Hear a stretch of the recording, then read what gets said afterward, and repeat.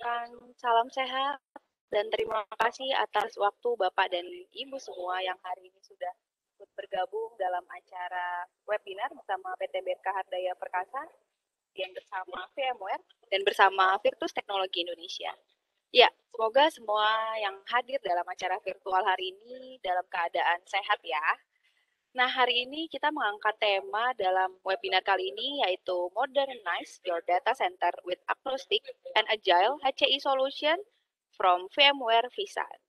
Nah, tidak perlu berlama-lama lagi, kita langsung saja ke pemateri hari ini yaitu dengan Bapak Endra Yanuar yang akan membawakan materi Modernize Your Data Center. Nah, hari ini saya akan mengingatkan kepada Bapak dan Ibu semua, jika ada pertanyaan, bisa langsung masuk ke kolom question and answer yang ada di bawah, di sebelah kolom kanan bawah di sebelah chat ya.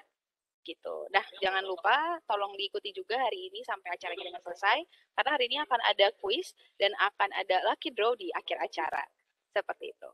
Kepada Pak Indra, apakah sudah siap? Ya, halo Mbak Devi, terima kasih. Selamat siang semua Bapak Ibu sekalian. Ya, Halo Mbak Devi, maaf suaraku terdengar nggak ya?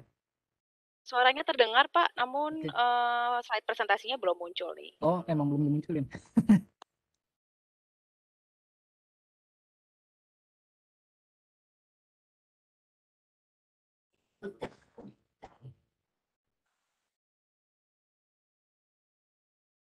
Oke, sudah muncul Pak Indra untuk slide presentasinya.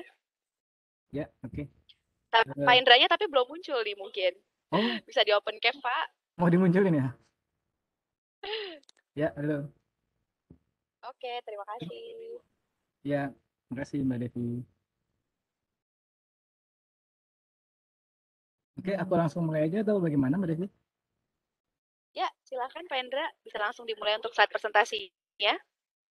Ya, oke. Baik, sekali lagi selamat siang Bapak Ibu sekalian gitu ya.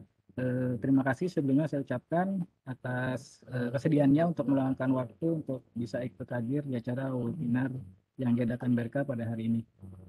Pada kesempatan hari ini gitu ya, aku akan coba sedikit sharing tentang bagaimana melakukan modernisasi data center menjadi sangat penting gitu ya untuk perusahaan lakukan, terutama di kondisi menghadapi tantangan-tantangan bisnis yang terjadi saat ini gitu ya. Dan bagaimana solusi dari VMware bisa membantu perusahaan Bapak Ibu sekalian dalam menjawab tantangan-tantangan tersebut.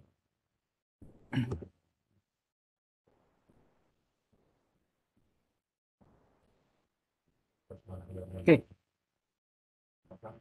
ya, seperti kita ketahui bersama gitu ya, saat ini digital transformasi itu memberikan dampak yang sangat luar biasa bagi bisnis gitu ya. Hampir semua bidang bisnis merasakan dampak yang sangat luar biasa dari digital transformasi ini.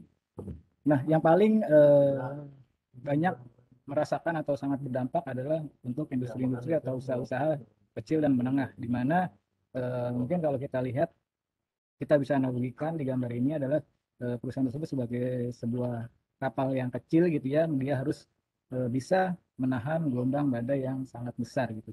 Dan dengan segala keterbatasan sumber daya yang dimiliki, bagaimana tim atau anak buah kapal ini bisa bertahan atau berjuang untuk bisa melewati krisis badai atau gelombang ini. Nah, kira-kira kondisi yang terjadi saat ini gitu ya, dalam digital transformasi ini yang terjadi pada perusahaan-perusahaan gitu ya, di mana dengan infrastruktur yang mereka miliki saat ini gitu ya, bagaimana mereka bisa tetap bertahan atau berjuang menghadapi perkembangan dan perubahan bisnis yang sangat begitu cepat di era digital seperti saat ini. Nah, sebenarnya mungkin tidak hanya pada perusahaan menengah dan kecil gitu ya, dari perusahaan-perusahaan enterprise pun mungkin banyak juga yang mengalami masalah-masalah atau permasalahan seperti ini. Nah, ketika digital transformasi ini bergerak begitu cepat gitu ya, sebenarnya apa sih faktor yang menyebabkan ini terjadi begitu cepat, atau kenapa perusahaan di apa namanya diharapkan untuk bisa bertransformasi digital dengan lebih cepat lagi? Salah satu faktornya adalah kondisi pandemik yang sudah hampir 2 tahun ini kita rasakan gitu ya, di mana mau tidak mau memaksa eh, perusahaan gitu ya untuk segera melakukan transformasi digital agar bisnis mereka bisa tetap berjalan. Kalau mungkin beberapa tahun ke belakang banyak perusahaan-perusahaan yang beranggapan bahwa IT itu hanya sekedar eh, istilahnya sarana untuk mensupport bisnis mereka gitu ya, bukan sebagai eh, kebutuhan gitu. Tapi sebenarnya IT itu sendiri bisa sangat membantu perusahaan juga khususnya untuk lebih mengembangkan bisnis yang mereka jalani saat ini. Seperti itu. Nah, dengan begitu cepatnya informasi, otomatis apa namanya harus dari sisi perusahaan juga harus bisa cepat beradaptasi dengan problem-problem atau masalah-masalah yang timbul pada era digital seperti saat ini. Nah, kemudian pada transformasi digital ini sebenarnya apa sih yang paling berubah gitu ya, yang paling sangat berubah signifikan? Yang paling berubah adalah dari sisi aplikasinya. Gitu. Mulai dari bagaimana aplikasi itu di develop, gitu ya, bagaimana aplikasi itu di maintenance dan bagaimana aplikasi tersebut bisa di deliver ke pasaran gitu ya. Nah, dengan kebutuhan-kebutuhan tersebut gitu ya, mungkin saat ini banyak dari Bapak Ibu yang sudah menggunakan aplikasi-aplikasi semacam marketplace atau e-money gitu ya. Yang kalau kita mungkin kita suka cek gitu ke Play Store atau ke iStore itu pasti setiap bulan atau setiap minggu itu pasti akan selalu ada updatean, entah itu update-updatean minor gitu ya atau bahkan updatean-updatean yang menambahkan fitur-fitur baru. Nah, dengan pemodelan pengembangan aplikasi seperti ini gitu itu akan sangat sulit ketika kita belum melakukan modernisasi pada sisi data center kita. Seperti itu. Nah, sebenarnya kondisi data center yang ada atau infrastruktur yang ada saat ini itu seperti apa sih? Kondisi yang ada seperti apa? Yang ada pada saat ini itu tradisional infrastruktur gitu ya, di mana dari sisi compute, storage dan networking itu masih di manage secara terpisah gitu ya, di mana dengan demikian itu akan menyibukkan tim IT dalam melakukan maintenance terhadap perangkat-perangkat tersebut. Gitu, apalagi ketika perusahaan tersebut tidak memiliki tim IT yang cukup banyak. Ini akan sangat menyulitkan tim IT ketika dia akan memaintain begitu banyaknya perangkat ini. Kemudian dari sisi pendeliveran infrastruktur gitu ya. Ini akan tidak apa akan sulit dilakukan dengan menggunakan tradisional infrastruktur seperti ini. Sebagai contoh gitu misalnya dari sisi storage, mungkin Bapak Ibu sudah tahu gitu ya, kalau kita akan menggunakan suatu storage atau share storage gitu ya, itu kita harus melakukan konfigurasi di awal terhadap storage tersebut. Baru setelah itu kita bisa gunakan atau kita bisa attach ke server untuk mengakses share storage tersebut. Nah, permasalahannya terjadi ketika kita membutuhkan storage dengan konfigurasi yang berbeda dengan konfigurasi yang ada di existing storage kita. Nah, otomatis kita harus membeli storage baru, kemudian kita melakukan konfigurasi ulang sesuai dengan kebutuhan saat itu, dan baru kita bisa menggunakan storage tersebut. Nah, ini akan sangat memakan waktu yang cukup lama dan juga biaya yang tidak sedikit tentunya. Itu dari sisi pendeliveran atau provisioning dari infrastruktur yang dibutuhkan perusahaan pada saat itu. Jadi tim IT tidak bisa dengan cepat mendeliver kebutuhan akan infrastruktur yang akan digunakan. Nah, dengan banyaknya perangkat yang saling terhubung satu sama lain itu akan lebih memberikan resiko untuk terjadi kesalahan lebih besar lagi gitu. Nah, ketika resiko itu sudah terjadi atau kesalahan-kesalahan tersebut terjadi, itu akan membuat tim IT semakin sulit dalam mencari atau mengidentifikasi masalah yang terjadi. Dan akhirnya tim IT akan selalu disibukkan dengan day to day operasionalnya mereka, apa namanya, seperti melakukan update, terus troubleshooting dan lain-lainnya gitu. Sehingga tidak ada waktu lagi untuk memikirkan bagaimana ke depannya IT akan membantu perusahaan dalam mengembangkan bisnis lebih besar lagi. Nah, kemudian solusinya apa sih untuk bisa apa namanya mengatasi permasalahan atau menghadapi tantangan-tantangan tersebut gitu ya. Jawabannya adalah ketika kita harus membangun gitu ya suatu cloud IT operation gitu ya, di mana eh, kita akan mendapatkan kemudahan selayaknya kita menggunakan cloud yang ada di public cloud, tetapi ini di sisi on-prem data center kita. Gitu. Jadi tim IT operasional itu tidak lagi disibukkan dengan DPD operasional lagi. Itu. Nah, sebenarnya mungkin udah ada beberapa perusahaan gitu ya yang akan mencoba membangun suatu hybrid cloud gitu ya di infranya mereka, tetapi dengan tidak diawali dengan memodernisasi data center mereka. Nah, ini akan menjadi PR yang sangat berat bagi IT gitu ya, karena dengan berbeda environment dan beda platform gitu, itu otomatis dashboardnya juga berbeda-beda, perlakuannya juga berbeda-beda, dan itu nantinya akan lebih eh, memberikan masalah yang besar bagi tim IT yang tadinya kita inginnya lebih mudah atau lebih simpel, tapi malah yang ada malah akan menambah masalah di kemudian hari. Nah, kemudian apa langkah awalnya ketika kita akan membangun cloud operation infrastructure itu tadi, cloud operation infrastructure di sisi on-prem data center kita. Yang pertama adalah kita istilahnya beralih gitu dari model yang tradisional infrastruktur seperti ini, atau biasa mungkin kita sebut dengan tradisional Twitter infrastruktur gitu ya, di mana ada sisi compute, storage, dan network itu termanage secara berbeda-beda. Kita convert menjadi model hyperconverged infrastructure. Nah, kalau dilihat di sini sangat berbeda jauh gitu ya dari komponen-komponen yang digunakan antara tradisional dan HCI ini gitu ya.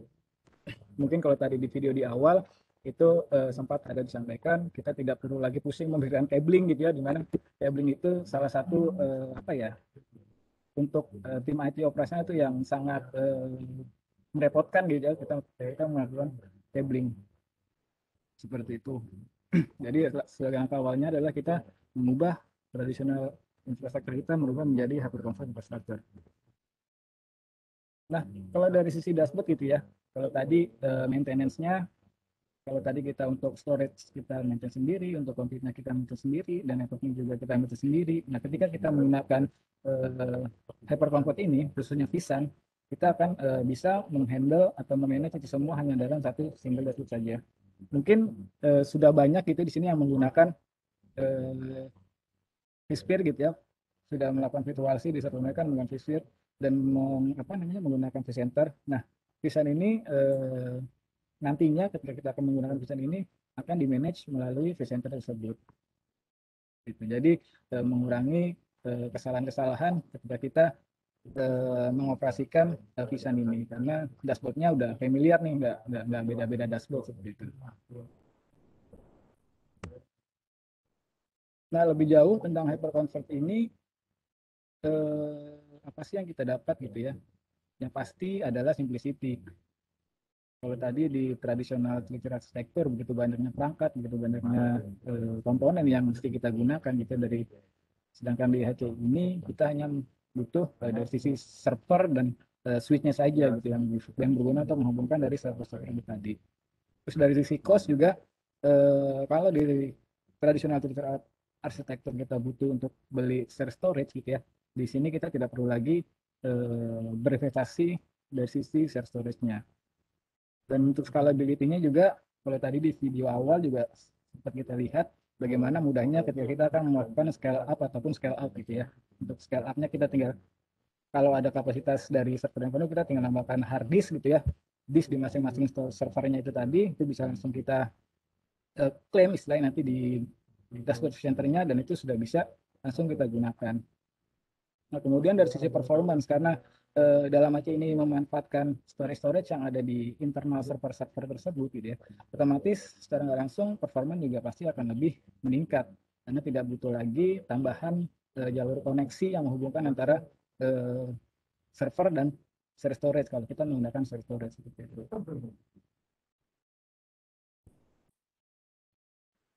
Nah, kemudian vSAN itu sendiri sebenarnya bagaimana sih? VSAN itu sendiri merupakan apa namanya, sebenarnya salah satu fitur ya yang sudah ada di VMware, sudah ada di vSphere, sorry maksud saya sudah ada di vSphere. Nah kita tinggal mengaktifkannya saja. Nah karena dia sudah ada di dalam vSphere, otomatis dari sisi hardware dia juga menggunakan, bisa berjalan gitu ya di standar X86 server biasa gitu, sama halnya dengan vSphere. Kemudian di sisi apa namanya, policy gitu juga kita bisa mengatur storage policy sampai ke level VM-nya. Kalau misalnya dulu kita menggunakan shared storage gitu ya, biasanya kita melakukan konfigurasi di awal, kayak misalnya RAID-nya, zoningnya gitu di sisi storage-nya. Nah ini kita bisa melakukannya pada sisi sampai ke level VM-nya. Jadi nantinya setiap VM bisa menggunakan konfigurasi RAID yang berbeda-beda gitu, tanpa harus kita perlu membeli storage baru. Kalau tadi kan kita menggunakan shared storage, kita akan menggunakan konfigurasi yang berbeda. Kita perlu untuk mengadakan satu server apa storage baru lagi untuk bisa melakukan itu. Bisa kita bisa tinggal kita create policy-nya saja. Nah, kita ketika kita create VM, kita bisa tinggal tembak ke menggunakan apa namanya policy yang kita buat tadi untuk sisi storage-nya. Gitu.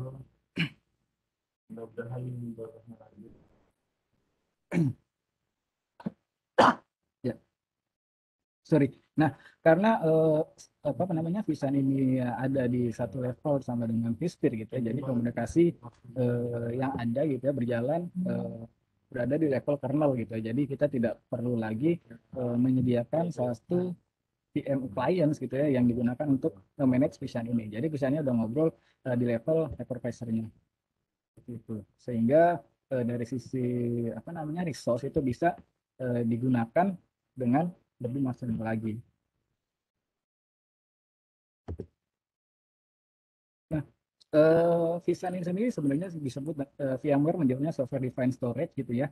Di mana mungkin kalau Bapak Ibu sudah familiar dengan vSphere gitu ya, di situ ada fitur-fitur yang namanya vMotion atau HA gitu ya. Di mana fitur-fitur ini mandatory harus menggunakan shared storage gitu ya.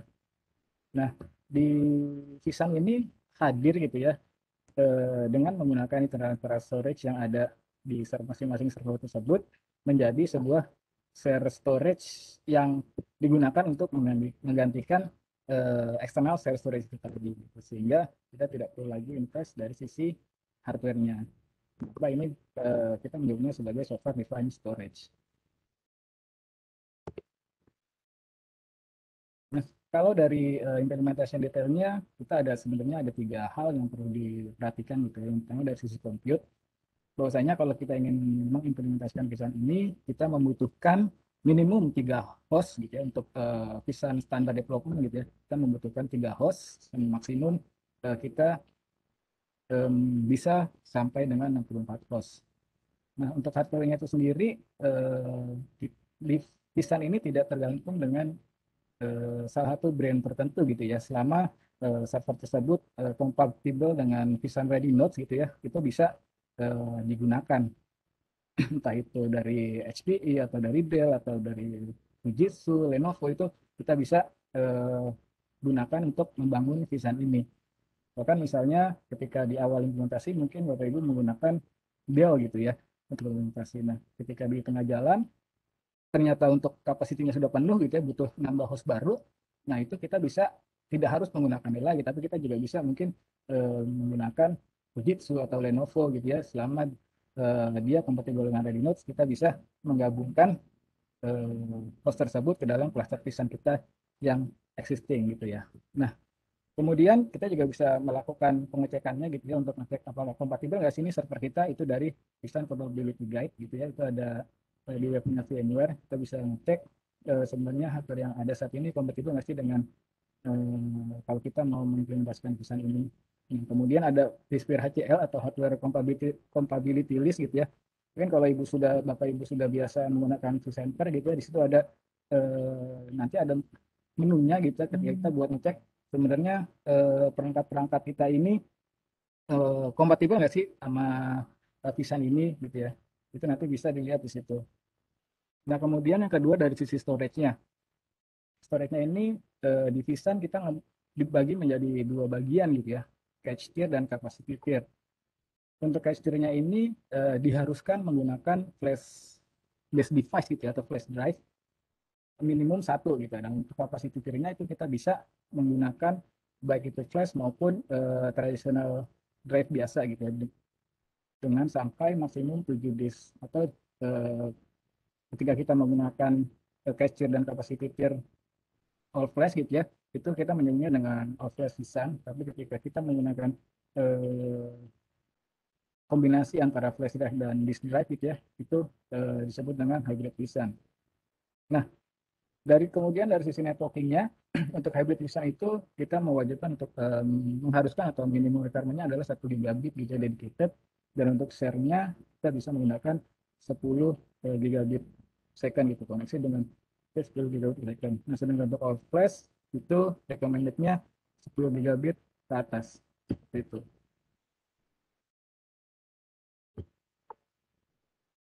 Nah, Visan ini sebenarnya menerapkan konsep disk group untuk menggabungkan gitu ya, antara drive-drive yang ada di internal server tersebut gitu ya, antara flash drive-nya dan juga disk drive-nya.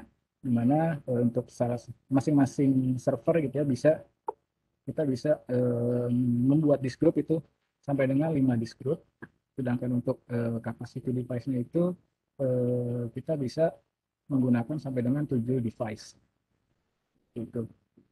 Nah, kenapa kita membagi dua gitu ya, untuk catch tier dan capacity tier gitu ya. Catch tier ini sebenarnya berfungsinya untuk penampungan sementara lah.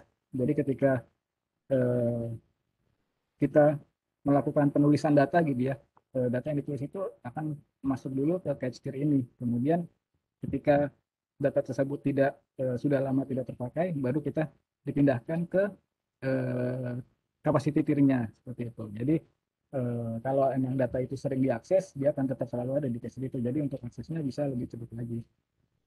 Nah, sedangkan kalau untuk di eh, Allflash sendiri itu dari sisi cache-nya itu hanya sebagai write saja. Read-nya bisa langsung ke akses ke capacity tier-nya. Seperti itu.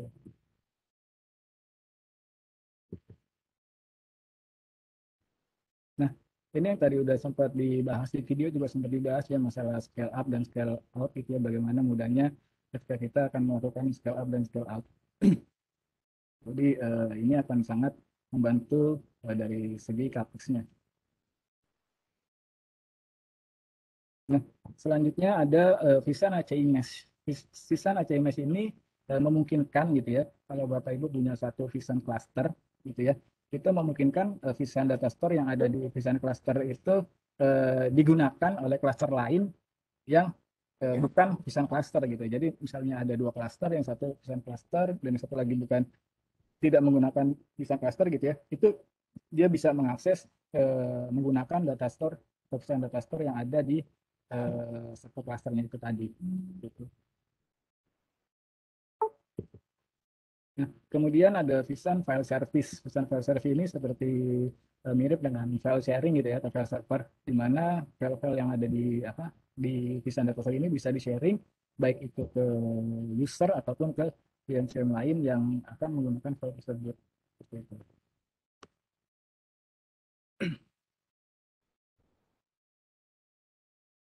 Nah, ini juga tadi udah sempat disampaikan, udah ada di video tadi kita di awal, bahwasanya Visan ini sangat ready untuk aplikasi-aplikasi, berbagai macam aplikasi ya, mulai dari bisnis kritikal aplikasi gitu ya, semacam SAP gitu, udah ready gitu, udah bisa running di atas Visan. Dari sisi kontainer juga dan VDI juga, kalau mungkin Bapak Ibu ada yang menggunakan VDI, di mana VDI ini mungkin memang butuh resource yang cukup besar gitu ya, untuk bisa akses media ini, seperti itu. Jadi emang benar-benar desain ini udah ready lah untuk berbagai macam aplikasi atau kebutuhan yang ada di perusahaan. Nah, ini eh, kalau saat ini mungkin yang sudah menggunakan vCenter gitu ya, atau vSphere. Nah, ini kita melakukan manajemen servernya itu melalui vCenter ini.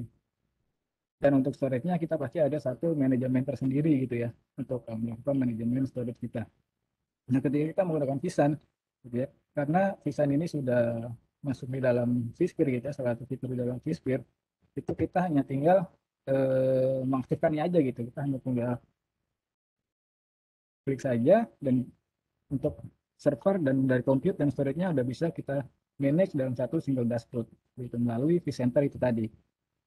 Itu.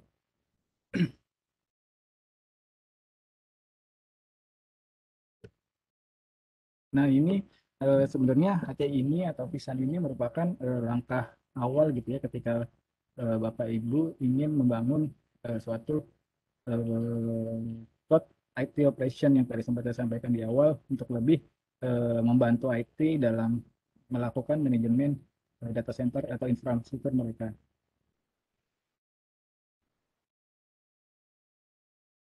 Oke, nah ini jadi gini kalau jadi apa kalau kita akan menggunakan satu aplikasi gitu ya atau kita akan membeli sesuatu kita pastikan kita ingin mendapatkan sesuatu yang terbaik gitu ya. Nah, di HC ini Pisan ini saat ini di Gartner gitu ya di tahun 2019 kemarin kita masuk ke dalam leads di Magic Quadrant Gartner di mana sampai saat ini udah lebih dari 25.000 customer menggunakan Pisan gitu ya. Kalau dibandingkan dengan kompetitor VMware, Pisan ini masih lebih banyak yang menggunakan. Nah, kriteria yang disampaikan bahwa sebenarnya HC ini sebagai langkah awal ketika kita akan journey kita dalam untuk membangun suatu cloud foundation di infra kita gitu ya. Di mana setelah kita melakukan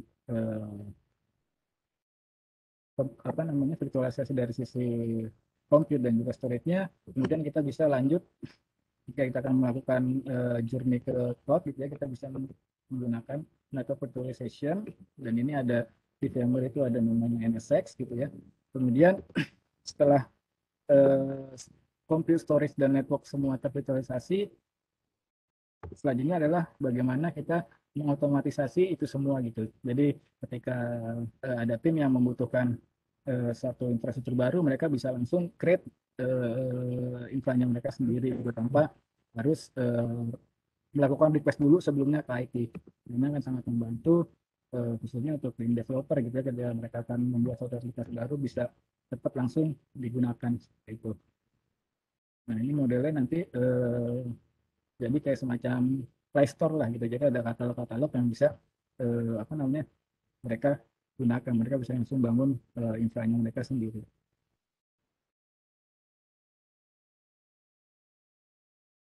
Nah, ketika kita sudah menerapkan itu semua gitu ya, tadi dari awal mungkin kita menerapkan hyperconverged infrastructure gitu ya, terus kemudian dari sisi networking dan cloud foundation atau dari sisi automationnya.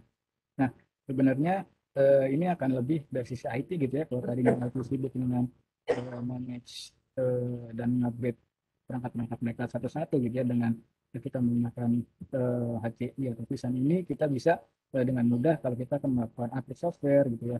Kemudian juga patching-patching upgrade dari perangkat yang kita miliki itu akan lebih mudah dilakukan. Ini bisa dilakukan melalui konsol dari presenter tadi ada di dalamnya itu nanti ada namanya VLCM atau VMware Lifecycle Management gitu ya. Itu nanti akan berfungsi atau kita bisa melakukan manajemen untuk upgrade gitu ya dari sana.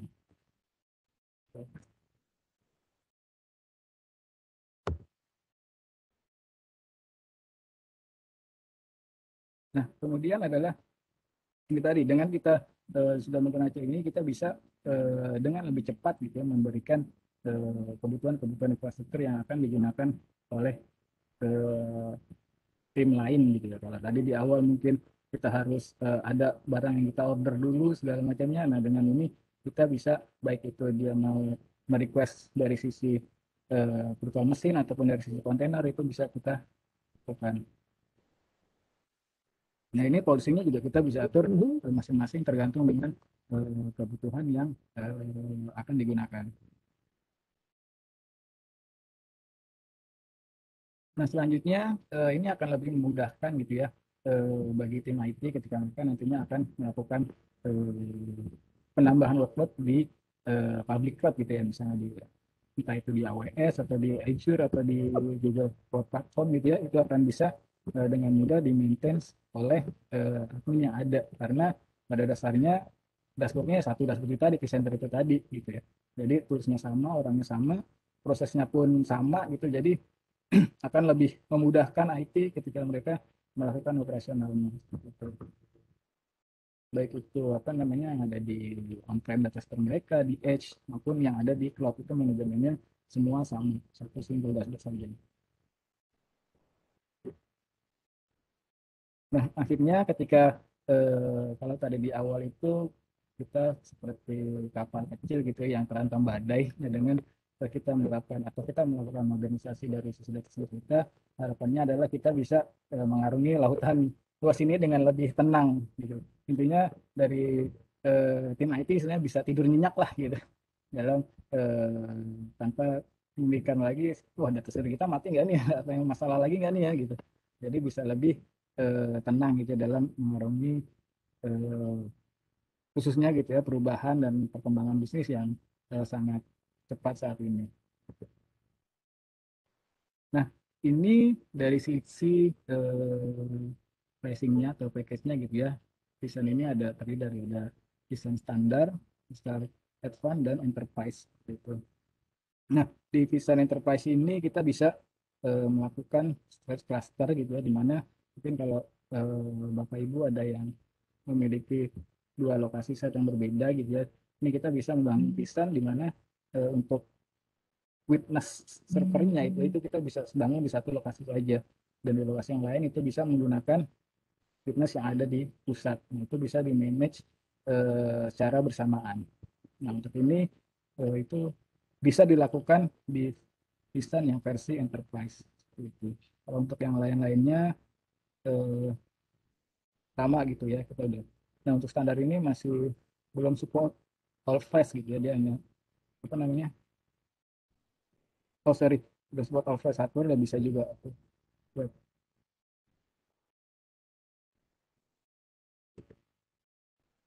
Nah, ini mungkin slide terakhir saya gitu ya pada hari ini. Next step-nya apa namanya, kalau Bapak Ibu emang tertarik gitu ya untuk mengimplementasikan Vision di data center Bapak Ibu sekalian, mungkin nanti bisa kontak lagi ke tim BRK gitu ya, nanti kita akan lakukan assessment di tempat Bapak. Kemudian juga kalau misalnya Bapak Ibu ingin melakukan dicoba, itu bisa melakukannya di hands-on lab-nya VMware gitu ya, itu ada link webnya juga, nanti mungkin bisa saya share di belakang itu, dan mungkin nanti kita bisa bantu kalau emang Bapak Ibu membutuhkan kira-kira solusi apa nih yang tepat untuk diimplementasikan di perusahaan Bapak atau Ibu saat ini, seperti itu. Oke, paling itu aja sih Mbak Devi.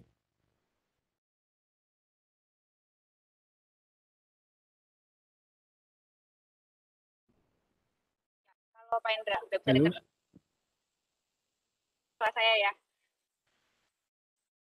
iya Mbak Devi. Ya, udah bisa dengar suara saya ya, Pak? Oke, kalau gitu kita sekarang masuk ke sesi question and answer ya, Pak. Iya boleh Mbak Devi. Oke, siap. Oke, mungkin Pak Indra bisa bantu cek juga di kolom question and answer. Kita mulai jawab dari pertanyaannya Pak Imam mungkin ya.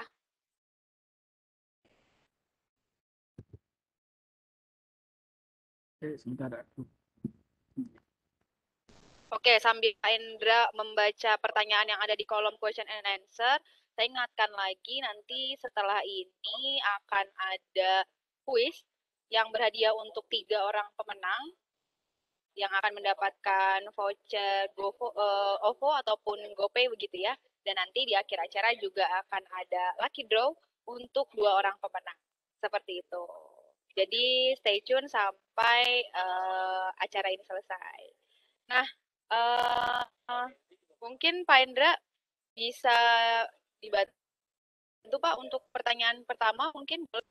Sebentar Mbak Devi, aku lihat dulu ya. Oke, siap. Atau dari tim marketing bisa mulai bantu untuk link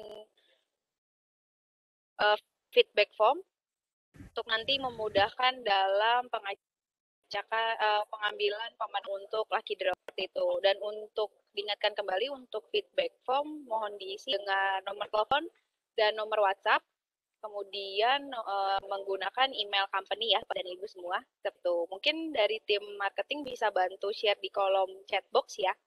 Jadi para peserta bisa langsung mengisi sambil menunggu Pak Endra di checking dulu nih question and answer-nya seperti itu.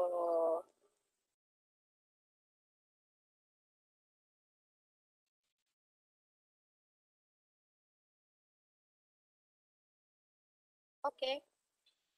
Iya, dari tim marketing sudah bantu untuk kirimkan link ya, link Google Form untuk pengisian feedback form yang nantinya akan dijadikan dasar untuk pengacakan Lucky Draw. Seperti itu. Dan jangan lupa diisi dengan nomor handphone yang bisa ditelepon dan bisa dihubungi lewat WhatsApp dan mengisi menggunakan email Bapak dan Ibu. Seperti itu. Oke. Kita sudah bisa lanjut ke question and answer, Pak.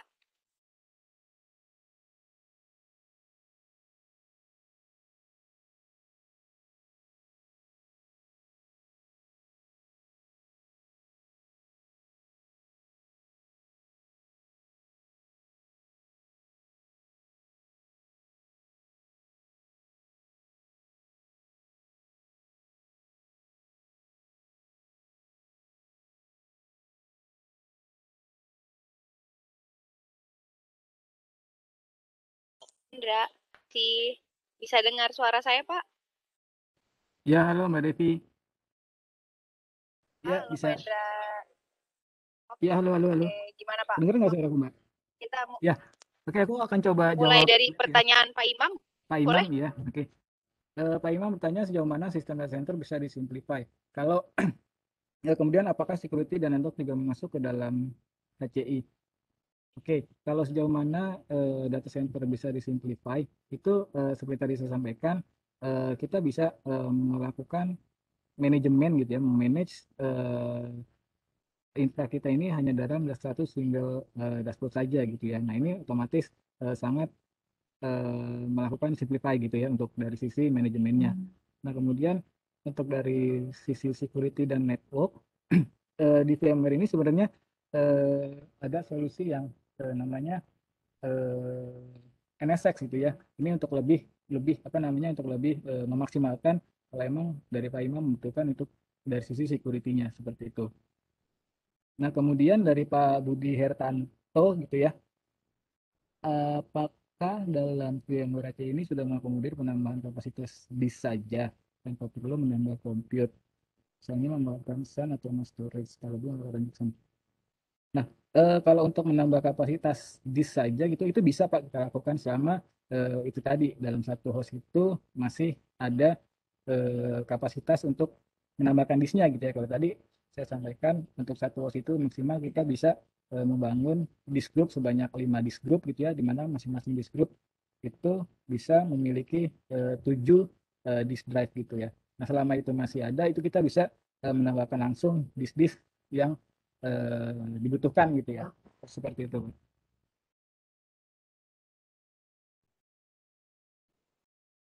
Kemudian dari Pak Andreas, apakah benar dengan hyperconverged ini performa pasti tidak mengalami penurunan, bahkan ada peningkatan?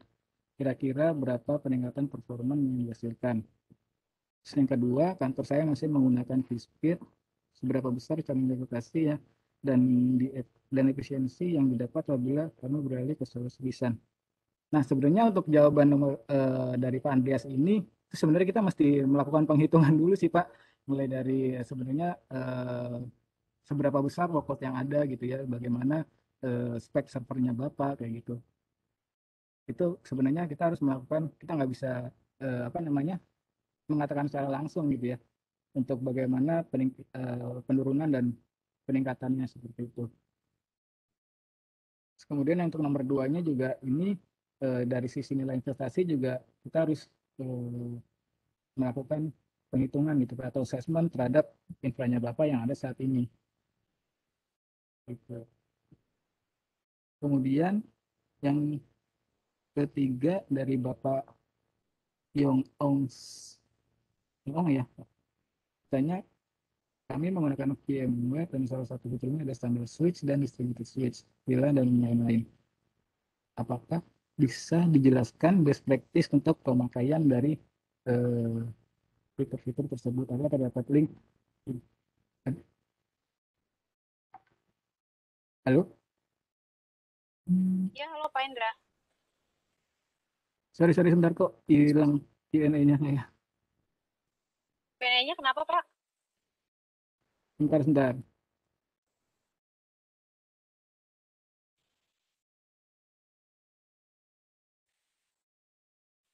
Oke, jadi tadi intinya dari Pak Andreas bertanya bagaimana best practice gitu ya untuk pemakaian dari fitur-fitur standar switch, distributed switch gitu ya. Dan apakah terdapat link video tutorial terkait step Link by video, step-nya? betul. Oke, sebenarnya kalau Betul Pak. oke untuk best practice-nya sebenarnya ada dokumentasi detail gitu ya dari VMware gitu yang dikeluarkan untuk bagaimana ketika kita akan membangun solusi vSAN ini gitu ya. Khususnya ada solusi vSAN ini itu ada sebenarnya. Nanti mungkin bisa aku sharing ke Pak Andreas gitu ya. Mungkin Pak Andreas bisa meninggalkan apa link apa email alamat emailnya nanti akan kita coba kirimkan gitu ya. Nah, terus kemudian yang kedua ketika menggunakan HCX VMware, apakah untuk monitoring hardware dapat satu pintu dari VMware atau membutuhkan server tambahan dan lisensi apa saja? Nah, kalau lisensi yang dimaksud ini lisensi software tambahan itu nggak perlu Pak, karena di VMware itu ada yang tadi saya sampaikan namanya vSphere Lifecycle Management gitu ya. Itu di situ kita bisa mengetahui bagaimana sebenarnya compatibility dari apa namanya hardware-hardware kita. Kita bisa melakukan monitoring dari situ gitu. Kemudian juga ada vSphere HCL, hardware compatibility list gitu ya. Itu juga akan memberikan report gitu ya, atau memberitahu kalau eh, hardware kita ini sebenarnya support atau tidak.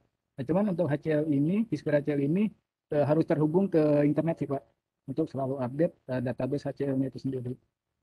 Seperti itu.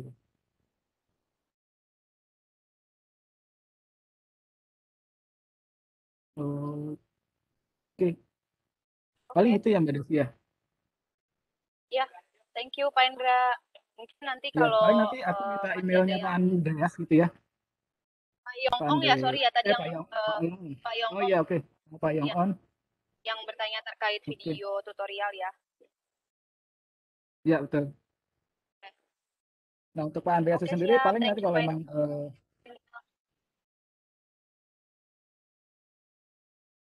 ya mungkin Untuk Pak untuk yang Andreas Pak gimana Andreas Pak? itu tadi iya kita perlu itu sih Pak untuk mengetahui seberapa jauh penurunan dan peningkatannya itu kita perlu melakukan perhitungan sih Pak di infranya Bapak sendiri gitu.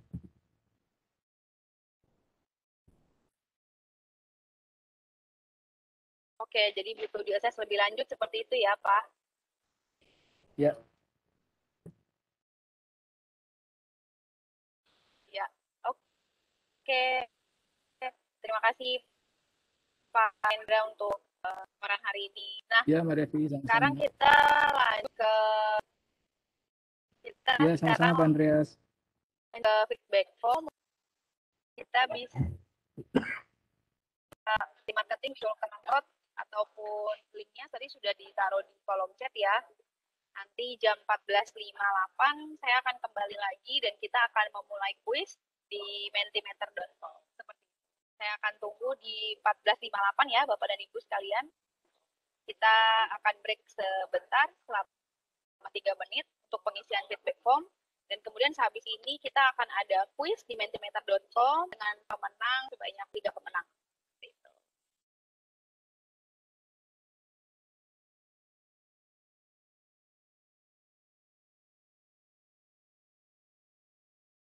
Diingatkan kembali untuk feedbacknya menggunakan corporate jika terpilih sebagai seperti itu.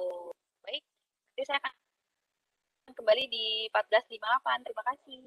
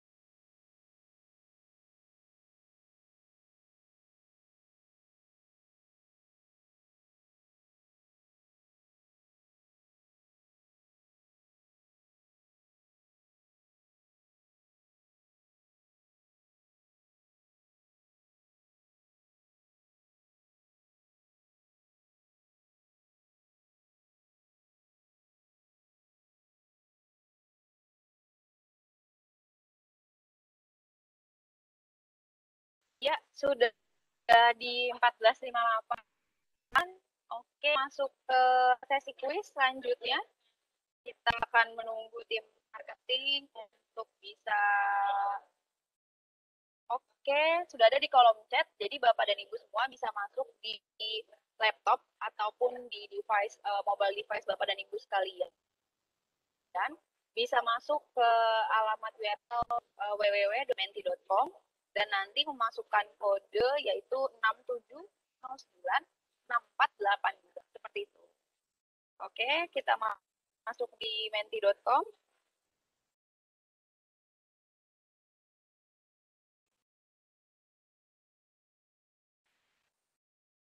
Dengan memasukkan kode 67096482. Oke, sudah banyak yang masuk nih. Oke, masih kita tunggu. Di kuis ini akan ada 3 orang pemenang ya.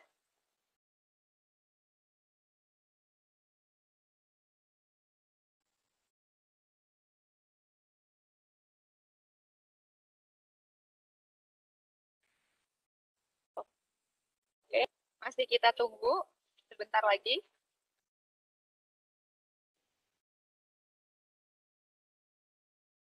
Oke, saya tunggu sampai jam 15.00 untuk bisa masuk ke quizmenti.com. Ini saya ulangi di menti.com, kemudian masuk kode 60096482.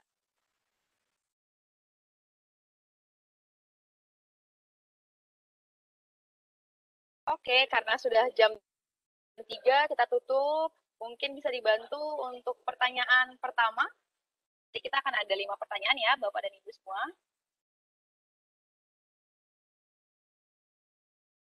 Oke, pertanyaan pertama. Bisa dibantu, Tim?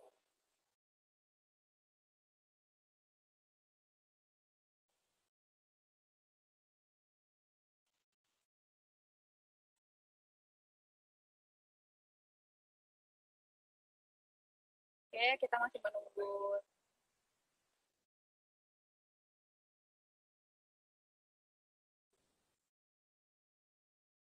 Ya, oke. Dibantu untuk pertanyaan pertama, tim marketing.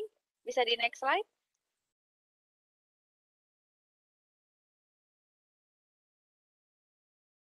Oke, berapa minimum network switch yang dibutuhkan jika kita mengadopsi Visan dengan tipe all flash?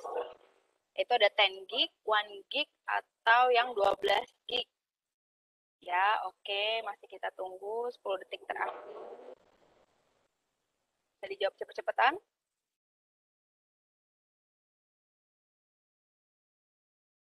Ya, oke.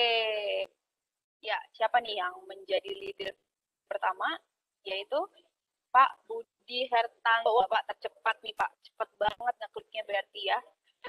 Oke, yang lain nggak apa-apa. Masih ada 4 pertanyaan lagi, masih bisa dikejar. Oke, pertanyaan kedua, yaitu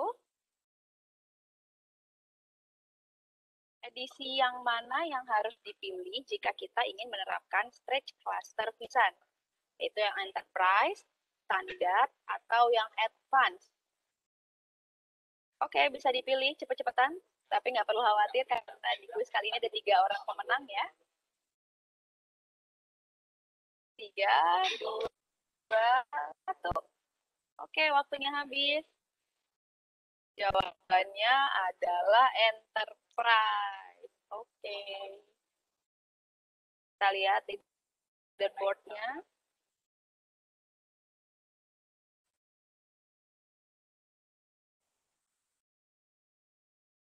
Wah, Pak Budi tetap yang tercepat. Mantap sekali Pak Budi.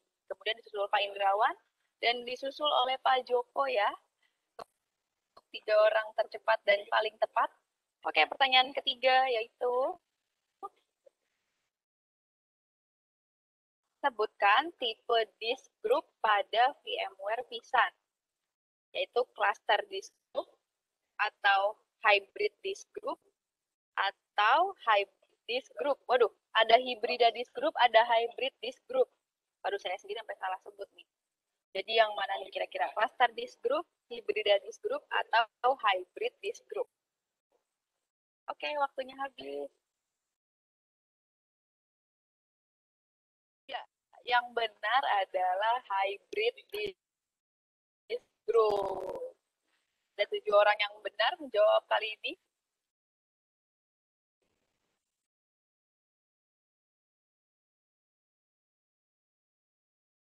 Ya, dan yang paling tercepat adalah Pak Budi Hertanto lalu ya. Oke, pertanyaan keempat. Pertanyaannya adalah, apa yang dimaksud dengan Visan Ready Note? Apa yang dimaksud dengan Visan Ready Note? Visan Ready Note adalah storage atau appliance atau brand atau tipe server certified VMware Visan. Aduh, gampang banget nih pertanyaannya. Gampang banget pertanyaannya. 3, 2, 1. Oke, waktunya habis. Kita lihat leaderboardnya.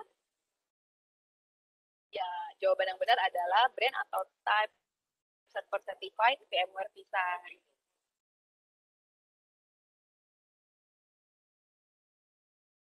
Oke, yang tercepat adalah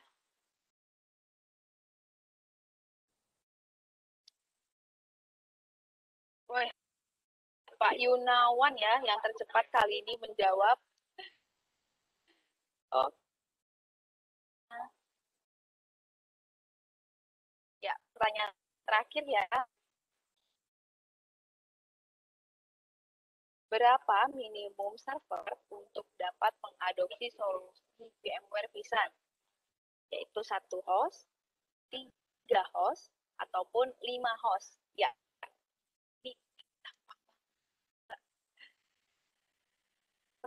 cepat-cepatan.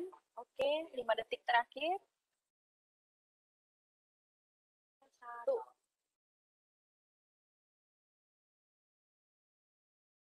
Ya, jawaban yang benar adalah 3 host. Oke, kita masuk ke papan leaderboard selanjutnya.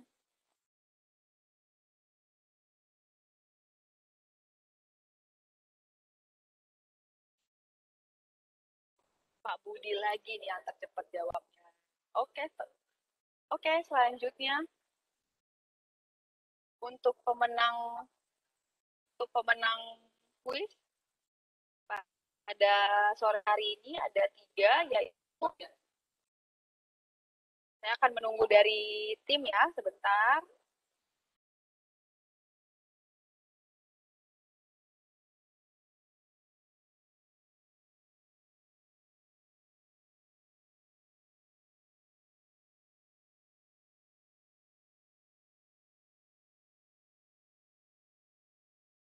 Untuk pemenang kuis nanti akan ada 3 orang pemenang dengan total jumlah hadiah Rp300.000 untuk voucher OVO ataupun GoPay. Ya, saya masih menunggu dari tim untuk nama-namanya.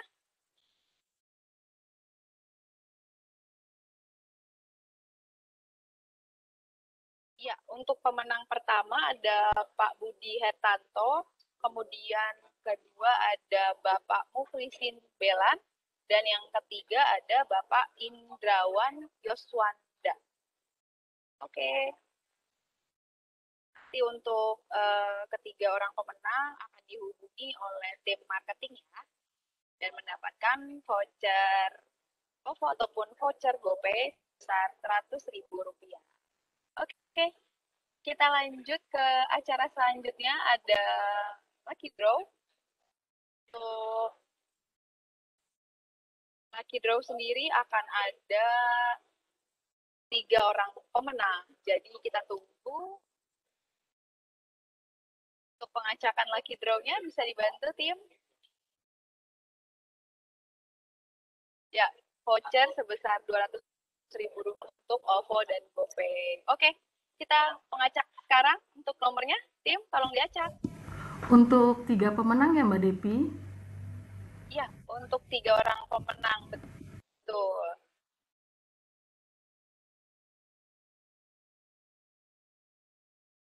Oke, bisa diacak.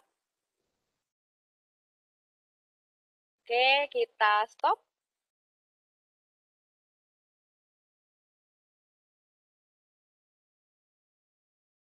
Oke, satu lagi.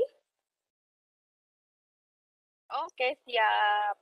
Untuk 3 orang pemenang Lucky Draw hari ini berhak mendapatkan voucher sebesar Rp200.000 berbentuk OVO ataupun GoPay dan atas nama Bapak Henry Thomas, kedua Bapak Charlie Andika, dan yang ketiga adalah Bapak Andreas. Untuk ketiga orang menang nanti oleh tim panitia dan nanti validasinya dilihat dari feedback form apakah sudah mengisi email sesuai dengan email corporate seperti itu. Oke, baik, kita sudah ada di penghujung acara hari ini. Jika nanti Bapak dan Ibu sekalian masih ingin tahu lebih lanjut terkait solusi-solusi yang bisa offering oleh kita terkait VMware, so menghubungi account manager Bapak dan Ibu sekalian dari tim sales BK ataupun bisa juga mengkontak Bapak Haris Trinanda yang nomor dan emailnya tertera di layar Bapak dan Ibu. Oke, baik, kita sudah masuk ke penghujung acara. Saya Devi, mewakili tim panitia hari ini mengucapkan terima kasih pada Bapak dan Ibu semua yang sudah meluangkan waktunya pada siang hari ini. Dan semoga kita semua selalu sehat dan sampai berjumpa di acara webinar selanjutnya. Terima kasih. Ya, terima kasih semuanya. Nah, ini juga saya mau mengingatkan ada sosial media yang